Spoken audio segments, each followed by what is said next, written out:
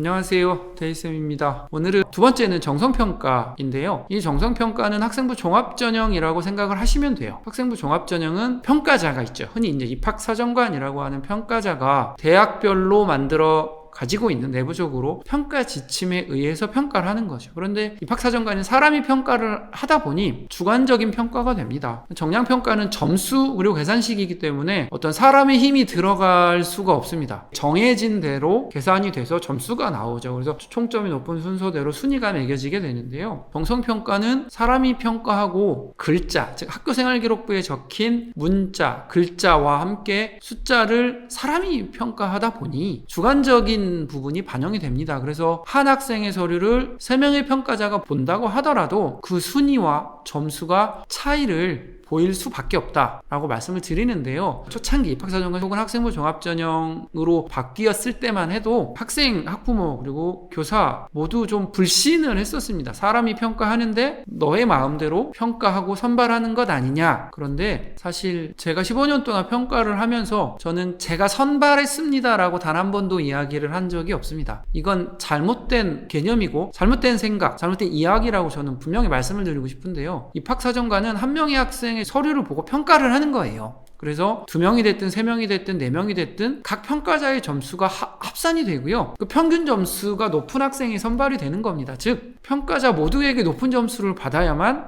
높은 순위를 맞을 수 있는 거고요.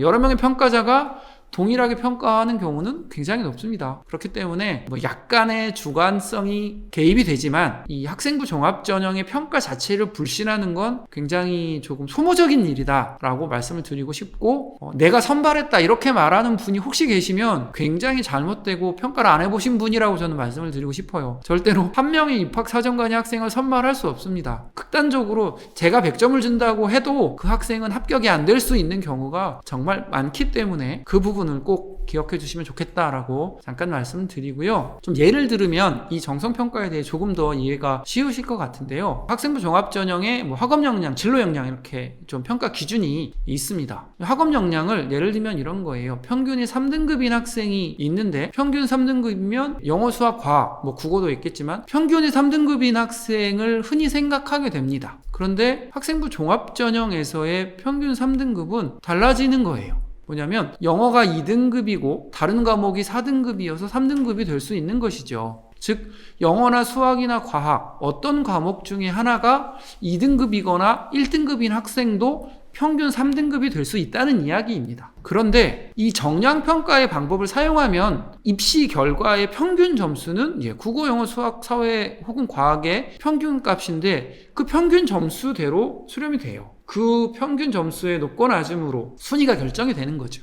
근데 학종은 다르다는 거예요. 평균이 3등급이면 어떤 학생은 전체 평균이 3등급이지만 어떤 학생은 수학이 1등급이고 국어가 4등급이어서 혹은 영어가 2등급이어서 이렇게 다양한 경우의 수들을 다 고려한다는 이야기입니다. 그래서 학업 역량을 평가할 때 정성평가에서는 그런 이야기를 하죠. 지원한 모집 단위와 관련한 성적이 우수할 때, 즉 수학이 많이 필요로 하는 이런 학과에서 입시 결과, 즉 전년도 입학 결과 내신 평균이 3등급이다 라고 했을 때 모두 평균이 3등급은 아닐 거예요. 수학은 분명히 3등급보다 굉장히 높을 수 있다, 이렇게 보시는 게 좋은 거죠. 그래서 정성평가에서는 평균으로 보시는 게 아니라 이런 과목들 간의 점수까지도 평가자인 입학사정관이 보게 된다, 이런 부분들을 좀 아시는 게 굉장히 필요하고요. 정성평가의 또 하나, 제가 아까 이제 글자라고 말씀을 드렸잖아요. 흔히 진로 역량을 평가할 때 일반적으로 알려져 있기에는 진로 활동이나 동아리 활동 혹은 이 세부 능력 및 특기사항이라고 하는